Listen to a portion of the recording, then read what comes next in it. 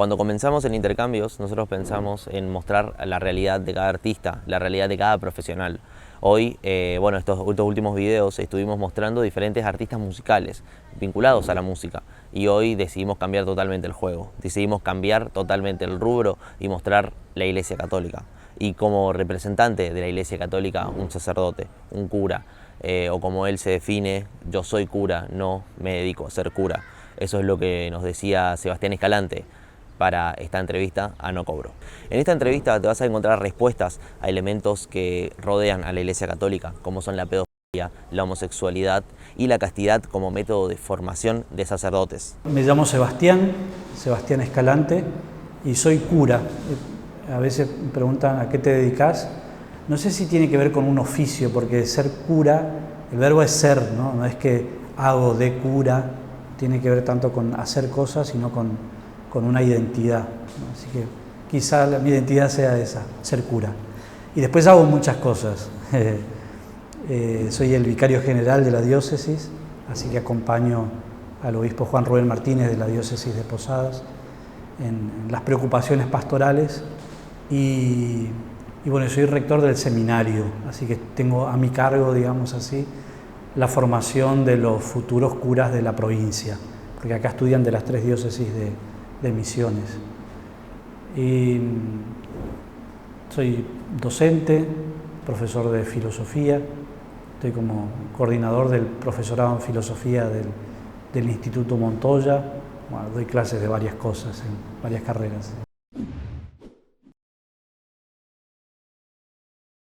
Es difícil puntualizar un momento. Tengo como varios momentos así, de cuando era más chico, por ahí que después con el tiempo uno hace el reconocimiento de lo que fue ese momento puntual en la vocación, cuando tomé la primera comunión, qué sé yo. Siempre tuve cierta inclinación al tema espiritual, a ir a misa, me hacía bien en la adolescencia, pero el tema de la vocación sacerdotal nunca me había aparecido con tanta claridad. De hecho, cuando terminé el secundario, empecé, como cualquiera de los jóvenes, a ver qué puedo seguir haciendo, estudiando, y me encantan los números, la matemática, la economía. Me fui al campus de la UNAM a estudiar, hice la licenciatura en economía. Hice el primer año y me acuerdo que me fue bien, me fue súper bien, pero no me alcanzaba, es como que necesitaba algo más, y en ese momento yo pensaba, capaz que son muchos números y necesito algo más humanístico. Entonces, en ese segundo año me fui a estudiar antropología social en la Facultad de Humanidades. Así que una locura total, porque a la mañana hacía economía y a la tarde hacía antropología, las 2 carreras a la vez. Y así pasaron los años, pero era eso que algo te falta, ¿no? Y entrando ya en el 4.º año de economía, ahí es donde toqué fondo existencialmente y dije, bueno, no, acá hay algo más, tengo que aceptar, digamos, que hay un llamado, no sé, nosotros le llamamos así, llamado, vocación. Y bueno, ahí me acerqué a un cura que conocía, que estaba acá en este lugar, en este seminario. Se dio todo muy rápido. Un miércoles vine a hablar y el sábado traje mi bolsito, desalquilé el departamento en el que vivía y me vine al seminario. Fue todo como muy intempestivo, y después fueron varios años de ir decantando de esto, probándome, viendo si era realmente esto. 8 años de la formación en el seminario.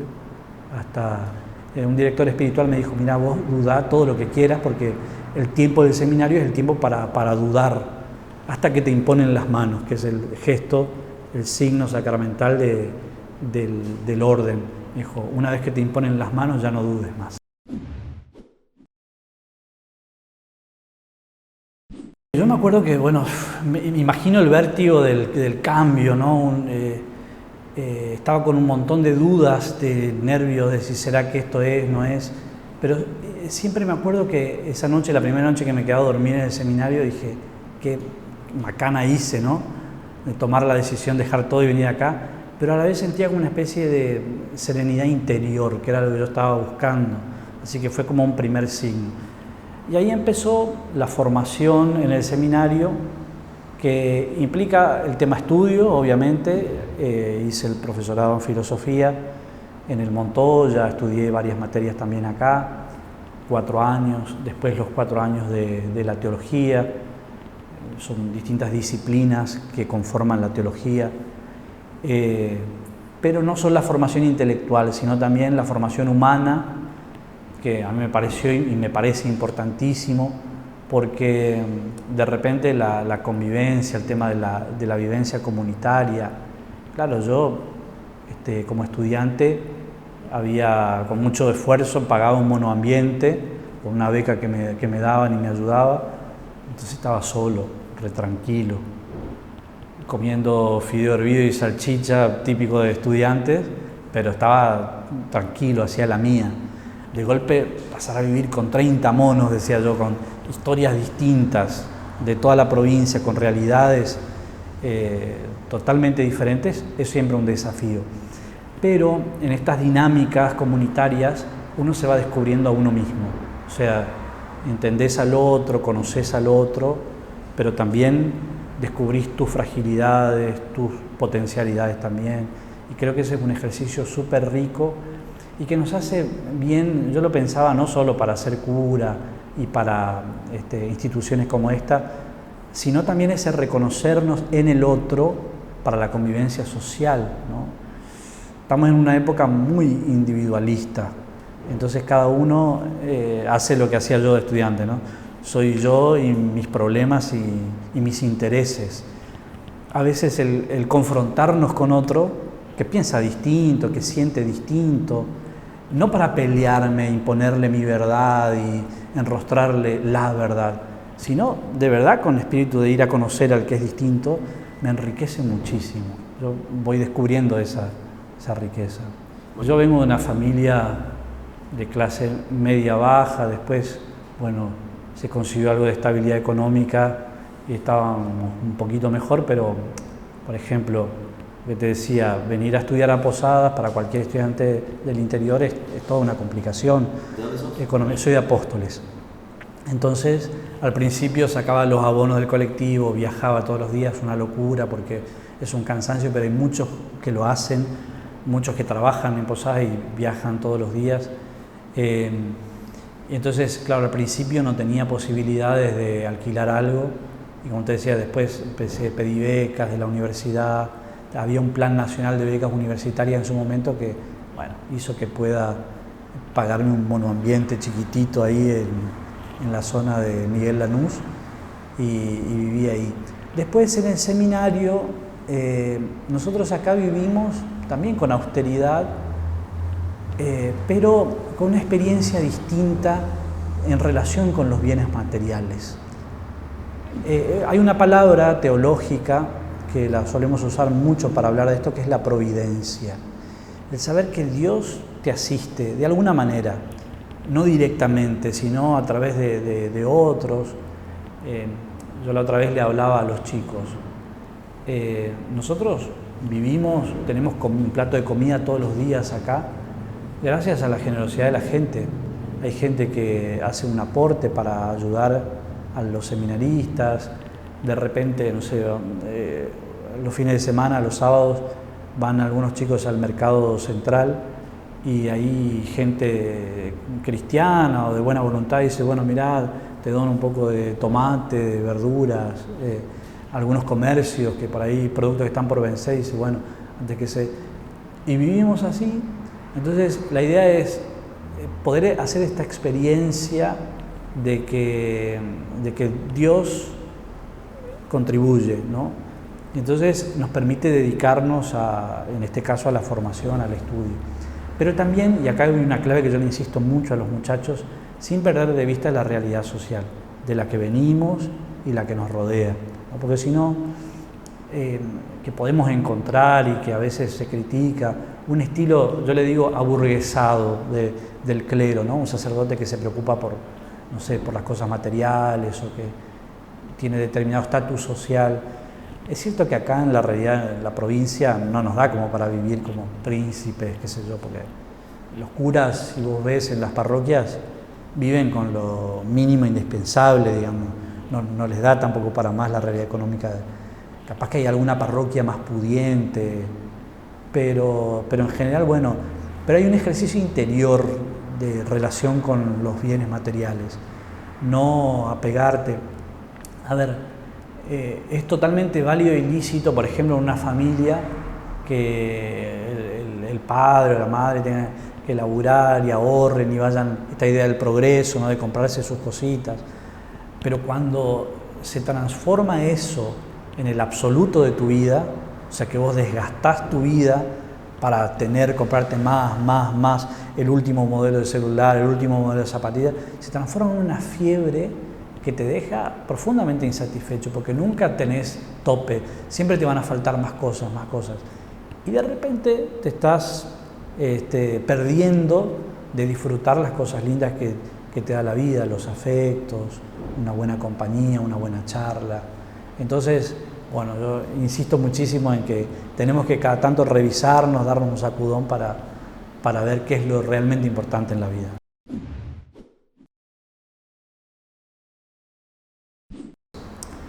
Difícil, a mí me costaba muchísimo. Eso que en mi casa fueron siempre como abiertos, no es que me dijeron vos tenés que estudiar esto, lo otro, siempre nos dieron como libertad.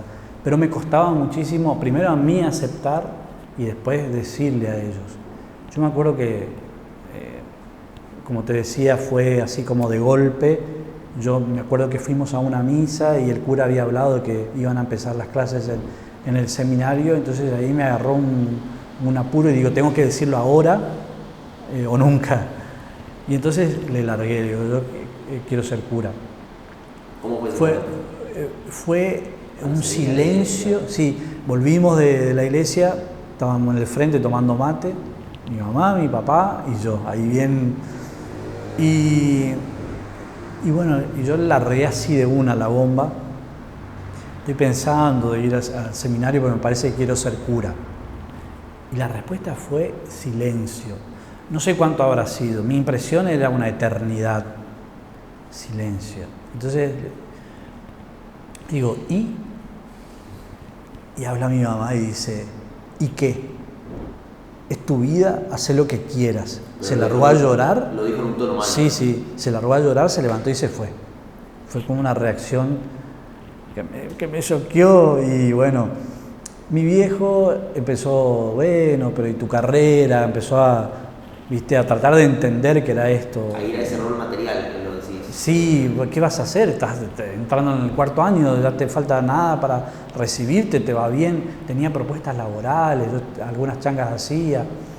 Era como pensarlo bien, digamos. Pero bueno, esa fue toda la charla que tuve. Después no tocamos más el tema, me acuerdo que llegó visita a casa, primos que estaban ahí, entonces no había tiempo de charlar bien. Pero bueno, yo ya tomé la decisión, vine, hablé acá y me vine solito con mi bolso el sábado siguiente y después, eso fue durante la mañana, y a la tarde, que fue la misa acá en el patio, vinieron. No hablamos mucho ahí, pero yo sentí que más allá de que por ahí les chocó la noticia, es como que me apoyaron en ese momento. Y después sí, me apoyaron completamente. También porque me veían bien. Igual mi viejo siempre tenía algo de, yo iba a veces a casa de visita, digamos, y él me decía, ¿estás bien? Si no es lo tuyo, dejá, Es como, no es que tenés la obligación de empezaste y terminar. Siempre me decía eso, si no es lo tuyo, dejá. Esa libertad que sentía también de la elección, creo que me ayudó muchísimo a fortalecerme en la elección, porque en definitiva yo siempre pensé, no es ni un mandato social, ni un mandato eclesial, en mi libertad elijo esto. Y acá estoy. ¿Y ahora le aprovecharon cuántos años del ordenamiento? Y ya, bueno, fueron los 8 años de formación en el seminario, me ordené de sacerdote en el 2012, así que ya cumplí 10 años de cura. ¿Y en ese momento ellos estuvieron presentes? ¿Pudieron estar ahí? Sí, me acompañaron siempre, me acompañaron. Cada vez que daba un pasito, recibía algún ministerio, algo, siempre acompañaron. Sí, sí. Fiestas patronales del seminario, se venían.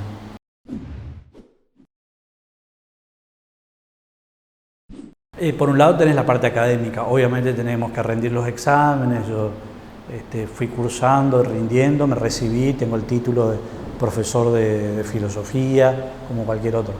Pero además de la parte intelectual, lo que te decía de la formación humana, de la dimensión espiritual, sacerdotes que nos acompañan, ¿no? para entender también el propio corazón y después poder acompañar en lo que le pasa en el corazón al otro, ¿no? Eso es muy difícil de cuantificar, no es que me van a tomar un examen para ver si sé rezar o rezo mucho, no es fácil, no es cuantificable, digamos. Pero es un proceso que se va dando y sí hay un discernimiento, porque es muy interesante lo que se da en la ordenación, en la celebración, en la misa donde se ordena sacerdote.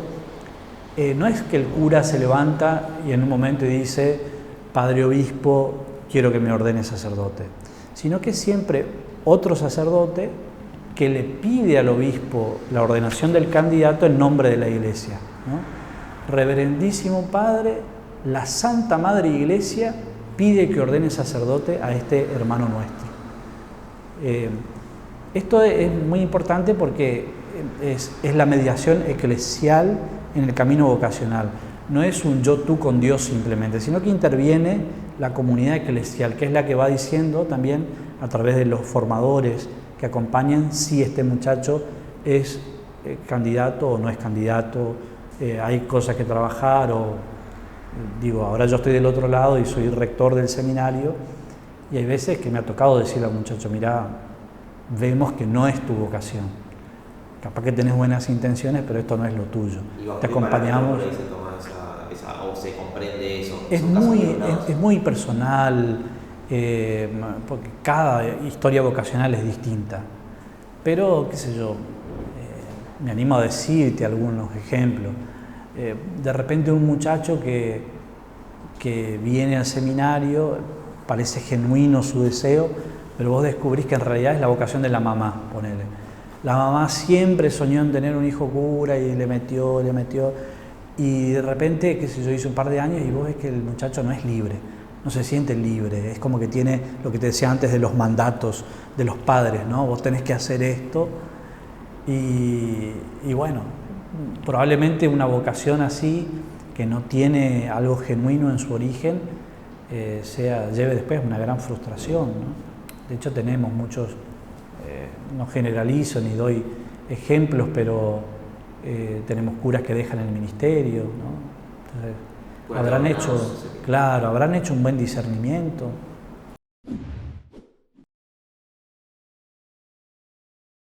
Yo crecí muchísimo y sigo creciendo. Me doy cuenta, qué sé yo, mi ejercicio como rector, como formador en los primeros años de cura, y ahora de repente en retrospectiva, ¿viste? Con el diario del lunes es siempre fácil juzgar, ¿no? Pero digo, ¿qué tonterías pensaba? Entonces hay como una evolución permanente, creo que a todos nos pasa. En la vida de familia, alguna vez charlaba con mis padres y ellos se acordaban de cosas de cuando eran, de cuando eran jóvenes y decía, claro, porque también a ser padres de familia se aprende. Por ahí decisiones que uno toma de más joven, después las mira de más adulto y decís, no, hubo un cambio, una evolución, un crecimiento. A nivel personal, pero también a nivel de contexto, porque yo me doy cuenta que los jóvenes que vienen ahora al seminario no son los mismos jóvenes de cuando yo era seminarista. Claro, y aparte la influencia de la tecnología, quizás que no más informados, ¿cómo es eso? O sea, es que ¿Cómo es impartir las clases, por así decirlo, o desarrollar esta educación en la diferencia de lo que era cuando vos estudiabas y la que vos ahora desempeñás como profesor? Para mostrarte un ejemplo, había un reglamento que estaba acá en el seminario, entonces el reglamento decía, hablaba de la televisión, de cuándo se podía ver televisión, etcétera, y del uso del teléfono, que era el teléfono fijo que estaba ahí, y los horarios.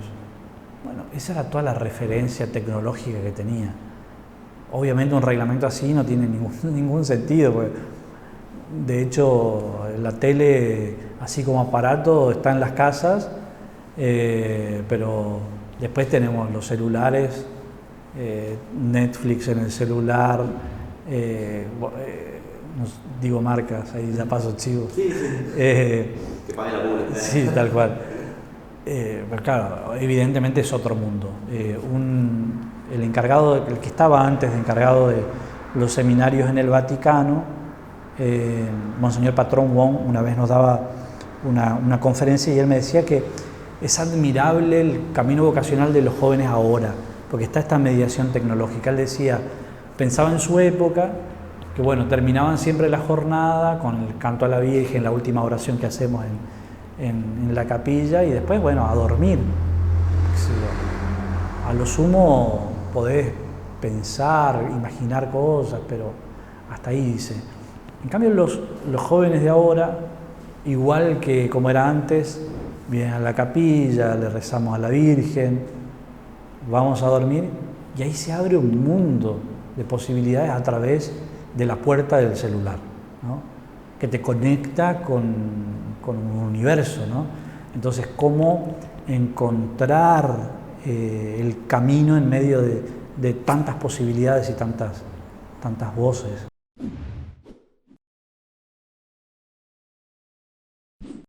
Ahí hay que hacer alguna distinción de términos, ¿no? No es lo mismo hablar de castidad que hablar de celibato, ¿no? El celibato sacerdotal tiene que ver con esta decisión de no casarse, de no tener familia, de no engendrar. La castidad tiene más que ver quizá con una actitud del corazón, ¿no? Con la pureza del corazón, que digo, también no tiene solo que ver con no tener relaciones sexuales, a eso voy, ¿no? Sino que tiene una dimensión espiritual más profunda. Ahora, si hablas de la disciplina del celibato, obviamente hay que decirlo siempre. Algún muchacho entra y le digo, mira, este camino implica que no te vas a casar. O sea, si entras al seminario no puedes tener tu novia. ¿Y eso genera por ahí el rechazo, o sea, renuncian a hacerlo? Sí, son caminos, son tensiones, son búsquedas. Digo, pasa lo mismo con este anhelo de realización económica. Muchos jóvenes que tienen inquietud vocacional, uno de los dramas es, claro, pero yo podría recibirme, trabajar, comprarme mis cosas, y de repente elegir una vida de pobreza es un tironeo interior que hay que resolver. Lo mismo pasa con la vocación al celibato. Claro, hay un discernimiento que hacer. Yo puedo tener novia, me puedo casar, puedo tener hijos y ser un buen cristiano y hacer un camino de fe. Y después esto, ¿voy a poder sostener el celibato? Decías antes vos la cuestión de los estímulos. Ahí, en el plano de la genitalidad, es un desafío, no solo para el que entra al seminario y va a ser cura, sino para todos nuestros jóvenes que están bombardeados de estímulos y que, no sé, la fidelidad en el noviazgo. Son temas que hay que plantearlos con seriedad. Meto un tema capaz más polémico, pero que tiene que ver con la educación sexual. Yo estoy convencido de que hay que educar en la sexualidad a los chicos, pero la sexualidad en serio, o sea, yendo a lo profundo, porque si no, nos quedamos en la superficialidad de enseñar a usar un preservativo.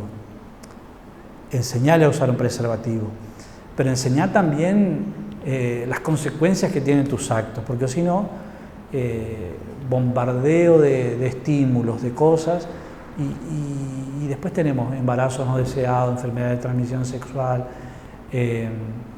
vacíos interiores. Entonces, creo que nos debemos una educación integral, profunda, que implique el valor que tiene la persona, que tiene uno mismo, el cuerpo y que tiene la otra persona.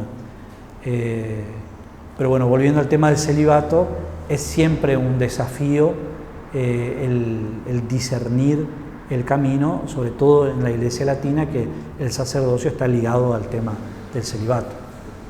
Es ¿Eso es diferente en otro tipo de iglesias? Sí, sí, de hecho, a ver, en la Iglesia Católica tenemos curas casados también.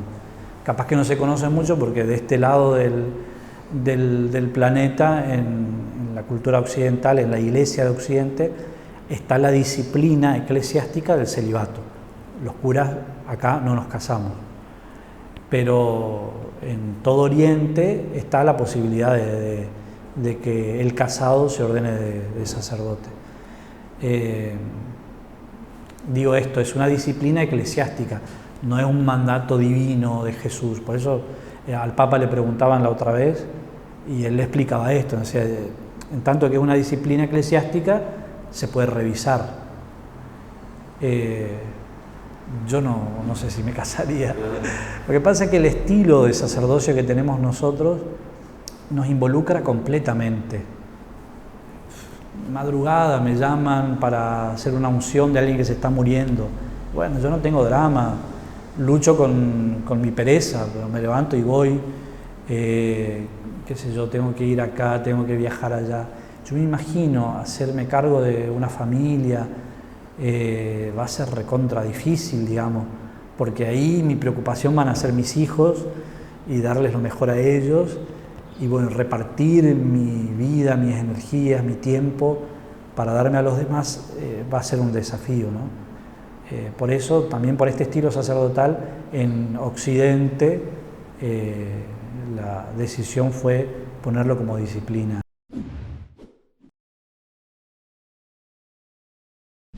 Yo te decía esto de ser cura.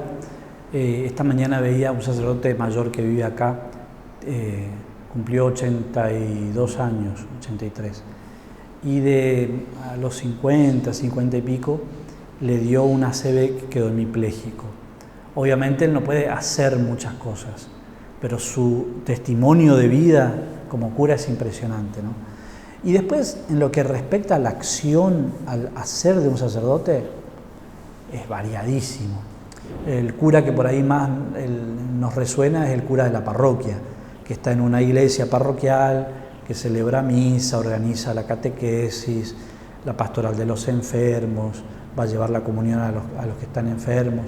Cuando se muere alguien va a hacer un responso, a rezar a los velorios, administra el sacramento del matrimonio, ¿no? Los casamientos, bautiza, confiesa, da la comunión, hace dirección espiritual, escucha y orienta. Esa es con una diversidad inmensa también de realidades. Pero después, por ejemplo, yo no estoy en parroquia, tengo un oficio bien concreto que es el acompañamiento de los jóvenes que se preguntan por su vocación. ¿Pero se te llaman a hacer una misa? Sí. De hecho, siempre estoy disponible para cubrir a un cura. Hace no mucho se había enfermado un cura en Jardín América. Y bueno, yo me fui todo el fin de semana, lo hago, digamos. Pero no es que soy más cura ahí y menos cura acá, son trabajos distintos. Lo mismo en la cuestión académica, ¿no? A mí me toca mucho, por el rol en el que estoy, trabajar con otros docentes, dar clases, relacionarme con alumnos. Bueno, también en esa tarea soy sacerdote.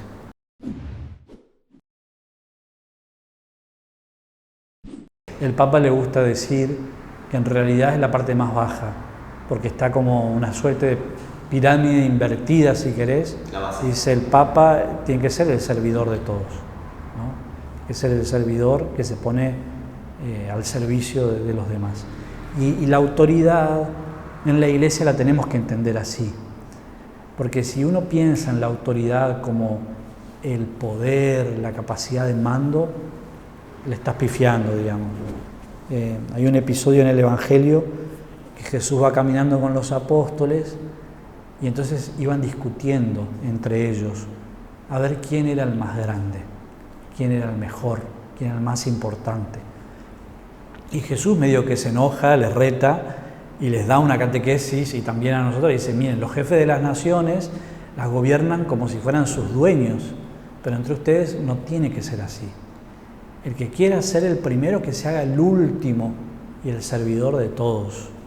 Y esa es una clave para entender la jerarquía, ¿no? El Papa es siervo de los siervos de Dios, está al servicio de la comunión y es garantía de la unidad de toda la Iglesia y de todas las iglesias. Pero obviamente en cuanto al gobierno, el Papa es el que nombra a los obispos y toma algunas decisiones para la Iglesia universal.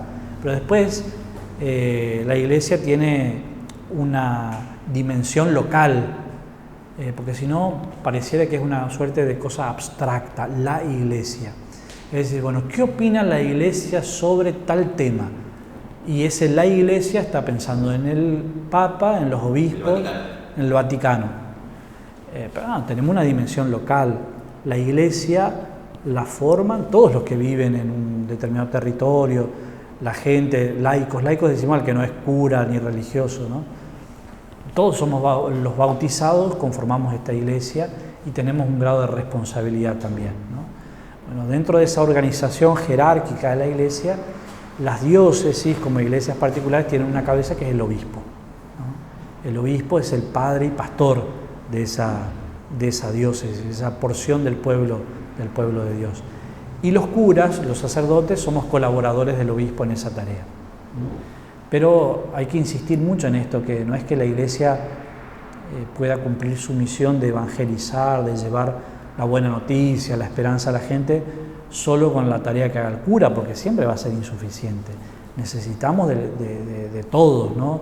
Desde su lugar, sobre todo de los laicos que tienen una gran y hermosa misión en el mundo, que es, bueno, santificar las realidades temporales, decimos nosotros, en el trabajo, en la política, en las escuelas.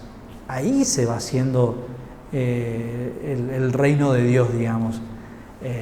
Obviamente en los templos, en las iglesias, en las misas, pero uno no es religioso solamente en la hora que dura la misa. Eso en tus opciones cotidianas, en las decisiones que vas tomando todos los días. Si no, Jesús criticaba muchísimo el fariseísmo.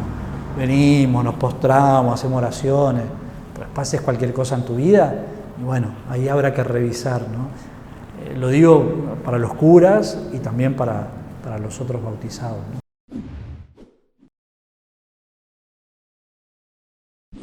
Mira, acá hay algo que hay que decirlo que tiene que ver con temas culturales, ¿no?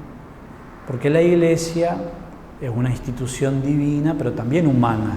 Lo que te decía antes, los que componen la Iglesia no es que bajan del cielo, es parte de la sociedad. Entonces, muchos de los temas y de las opiniones de la Iglesia, si querés, tienen que ver con contextos sociohistóricos, políticos también, ¿no?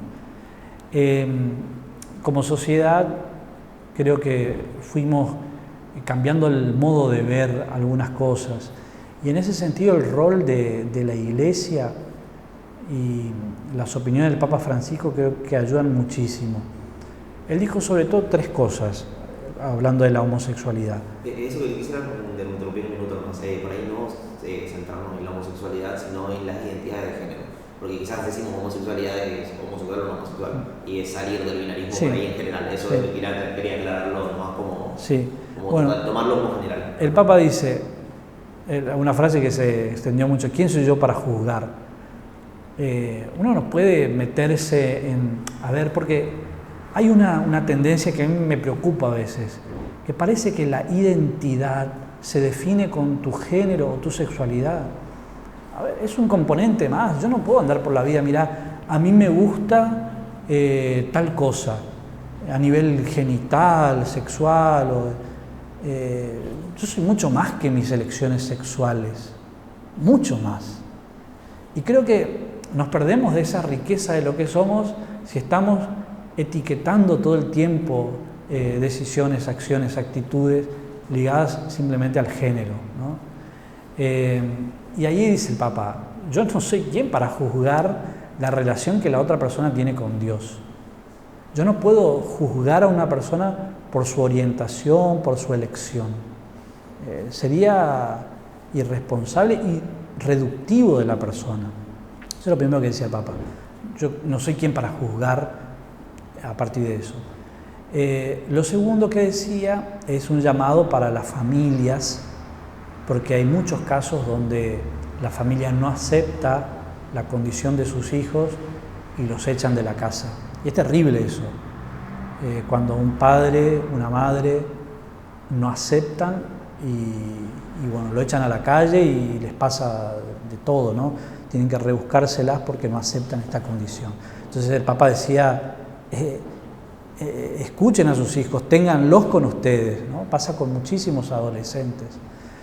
Y lo tercero, de lo que hablaba el Papa, que se habla muy poco, es de la criminalización de la homosexualidad. Hay cerca de 30 países que criminalizan, está penada la homosexualidad. Y alrededor de 10 países que inclusive tienen la pena de muerte. Entonces, esto hay que decirlo, es una aberración que en pleno siglo XXI tengamos algunos ordenamientos jurídicos que penen, que condenen con pena de muerte a una orientación sexual. Es de loco. Pero está buenísimo que el Papa, como representante máximo de esta Iglesia Universal, pueda poner estos temas en discusión y aclarar, ¿no? Yo creo que nuestro rol como pastores tiene que ver con acercar a las personas al encuentro con Jesús. Y Jesús quiere que seamos felices. Después cada uno tendrá que resolver en su conciencia las decisiones que toma, las opciones mejores o peores que realice en su vida y vérselas con Él. Pero nuestro rol no es meternos ni en la conciencia de la gente, ni emitir juicios, ¿no?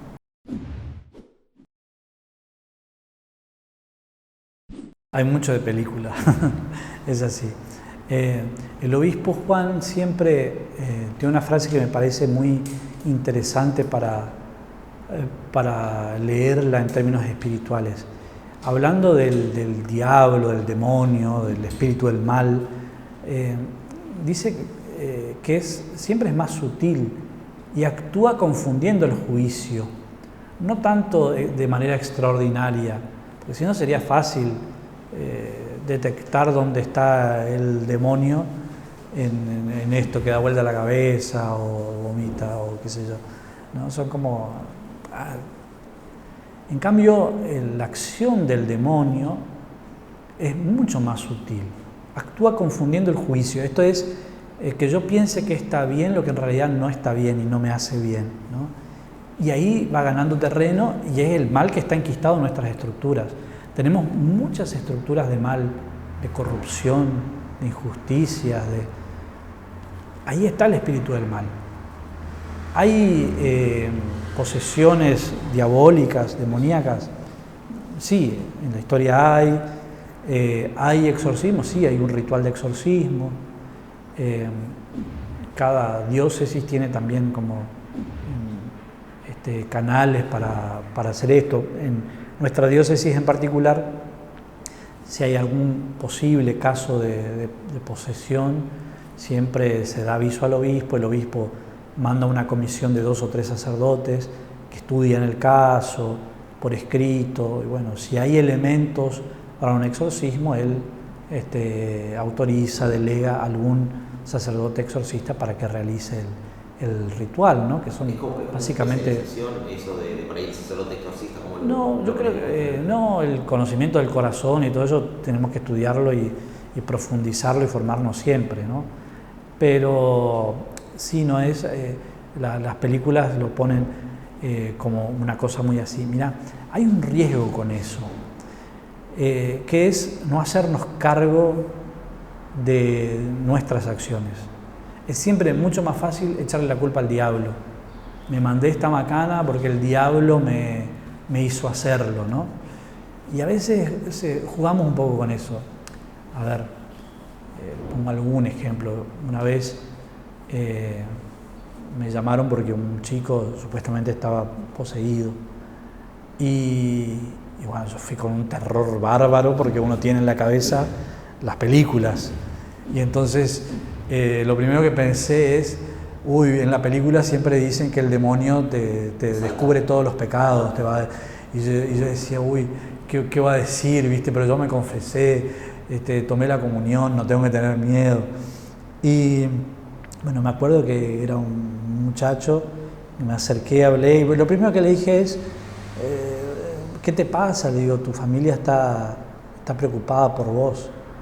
Y esa palabrita familia fue lo que dijo, sí, mi familia. Ahí capté yo que era un drama de otra índole que tenía.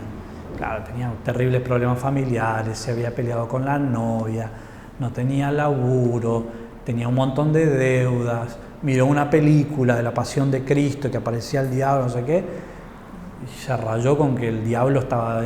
Le salía todo mal en la vida porque el diablo estaba dentro de él, ¿no? Bueno, nada, charlamos, lloró, después hablé con la familia. Para decirte, a veces tenemos como una tendencia a deslindar responsabilidades y es fácil echarle la culpa al mal, al diablo feo de cuernos, cola, tridente, que hacernos cargo de que hay decisiones que las tomamos nosotros.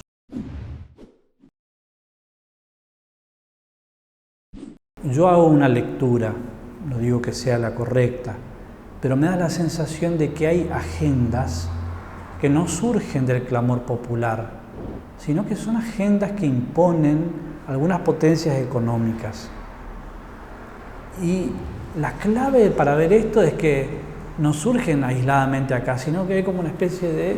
se replican en distintos lugares.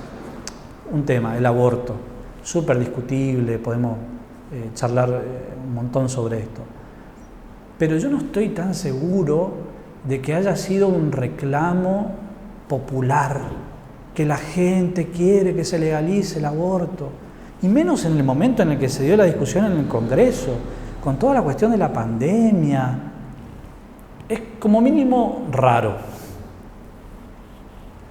Después vamos a los fundamentos, la defensa, la postura de un lado o de otro, pero no hay que ser ingenuos, hay agendas que se imponen a través de medios de comunicación, de la política, de un montón de factores que coadyuvan para imponer estas agendas, que siempre tienen intereses y muchas veces intereses mezquinos. Concretamente en la cuestión del aborto siempre se dijo que son eslóganes que van poniendo, que tocan mucho la afectividad, el derecho de las mujeres, que son reclamos legítimos, válidos, pero que encierran, esconden otros intereses. La torta del mundo de las riquezas es esta y la población mundial va creciendo, somos muchos, hay que achicar la población. ¿Cómo lo hacemos? Bueno, que los pobres no tengan hijos. Eso es de un egoísmo y una mezquindad terrible. Nosotros lo vimos, lo experimentamos con el debate. Los sectores populares quieren la vida como venga. Después nos arreglaremos, pero ¿quién es la persona de dinero para decirle, mirá, vos sos pobre, no tenés derecho a tener hijos? Con la riqueza que implican los hijos para una familia. Después discutamos otras cosas, pero creo que tenemos que mirar un poquito más allá y no creernos que es un clamor popular, que todo el mundo está queriendo y buscando y pidiendo esto. Hay otros temas mucho más urgentes que no aparecen en las agendas políticas, lamentablemente. Y hacemos todo un circo de peleas, de grieta, de puja. A mí me pareció nefasta la pañuelos verdes, pañuelos celestes. Yo no me puse ningún pañuelo de ninguno de los dos colores, porque tanto de un lado como de otro escuché cosas terribles. Yo escucho el testimonio de una mujer que abortó porque fue violada, porque tiene condiciones económicas terribles, que no tiene ni para comer. Yo no me puedo no conmover. Después está el juicio sobre el acto, sobre lo que implica el aborto. Pero en la casuística, yo necesito mirar no puedo generalizar y condenar y mandar al infierno a todo el mundo. De la misma manera que del otro sector es que los conservadores, que la Iglesia, que el Papa, con un nivel de violencia y de cinismo y de generalización absurda, ¿no? Son temas que necesitan decantarse en una sociedad, que necesitan entenderse. La postura de la Iglesia es clara, la defensa de la vida, y hay pruebas científicas y sociológicas y de diversos campos de la ciencia de que ahí hay vida desde la concepción. Ahora, después, todo el debate que va después me pareció absurdo e innecesario en este momento histórico concreto.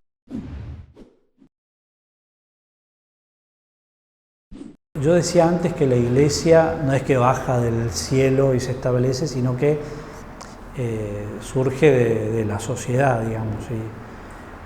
Y el tema de la pedofilia es un mal, es un flagelo de la sociedad, por lo tanto también de la Iglesia. Hubo una corriente cultural que también estaba en la Iglesia, de eso no se habla, de tapar los casos, ¿no? Creo que salieron a la luz muchos de obispos que, bueno, este se hizo eso, bueno, lo sacamos de acá, lo mandamos a otro lado, que no se hable de eso. Creo que fue un gran paso, sobre todo con el Papa Benedicto XVI. Juan Pablo II empezó, Benedicto XVI después, destapemos la olla, levantemos la alfombra para ver toda la basura y la mugre que hay ahí. No tengamos miedo a mirar y a sacar el pecado que está en la Iglesia. Con Francisco esto creció mucho a nivel de legislación también, con esta idea de tolerancia cero a los casos de pedofilia. Ahora, es cierto que hay algunos países y épocas que han tenido muchos casos, escandalosamente muchos casos de pedofilia en el clero, pero también es cierto que es una realidad, un problema en toda la sociedad. Y todavía hay muchísimos sectores donde de eso no se habla. Pongo un ejemplo concreto. No sé cuántos casos de pedofilia hemos tenido en el clero en la provincia, pero tenemos todas las semanas un montón de casos aquí en el interior de la provincia de abuso sexual intrafamiliar, de padres, padrastros que abusan. Y es un drama que está hasta naturalizado en algunos contextos. Te digo, pues yo recorro, voy, charlo, los vecinos saben. De eso no se habla, ¿no? Yo creo que hay que seguir en la línea, ahora hablo desde la Iglesia como institución, hay que seguir fuertemente con esta línea. Creo que fue un gran paso haber aceptado que es una realidad y no guardar y esconder debajo de la alfombra. Creo que hay que, en ambientes como en el que estoy yo, de formación, tenemos que ser muy cuidadosos en eso. Pero creo que también tiene que ser un llamado de atención para toda la sociedad y es un tema del que hay que hablar y del que hay que ocuparse, porque es grave, es serio.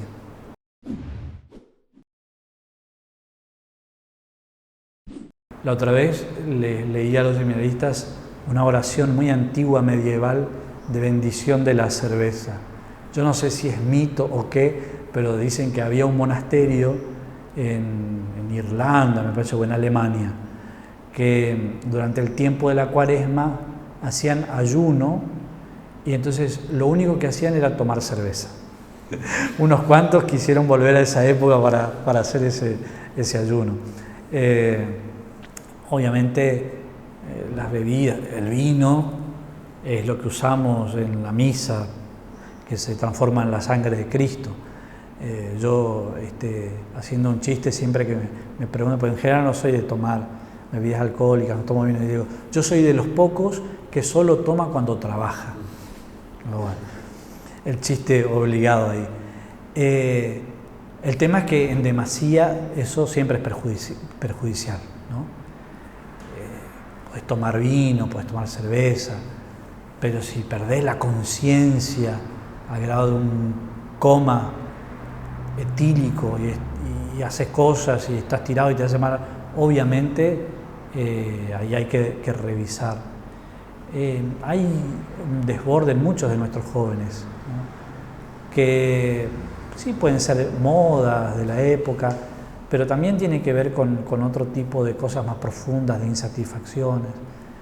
Y yendo al tema de las drogas, es un flagelo serio que tenemos que abordar. Mira, hace algunos años yo recuerdo que un sacerdote de acá de la diócesis insistía y denunciaba mucho el tema de cómo la droga iba ganando espacio en nuestros barrios. Y algún sector del gobierno decía, no, eso no es cierto, Misiones es un lugar de paso, o sea, la droga pasa por acá, pero no es que la droga se queda. Es falso. Ahora creo que hay un poco más de conciencia también en algunos organismos del Estado de que es un verdadero drama la droga en nuestros jóvenes, cada vez de menor edad, y el nivel de violencia que va creciendo va muy de la mano del tema de la droga. Nosotros recibimos a muchos padres, madres que vienen preocupadísimos porque no saben qué hacer con sus hijos, ¿no?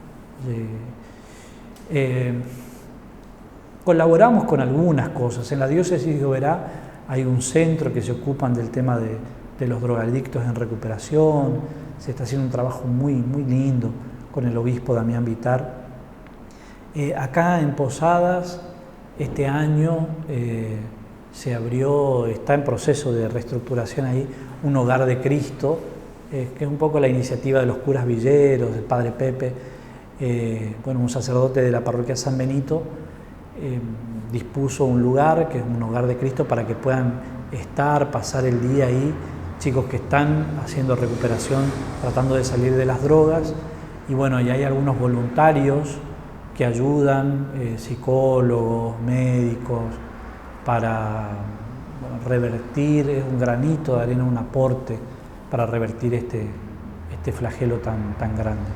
Y bueno, y después las medidas que podamos tomar para darles otras alternativas a los chicos, el deporte, los grupos juveniles, ¿no? Porque muchas veces la caída en la droga tiene que ver con decepciones, frustraciones de la vida.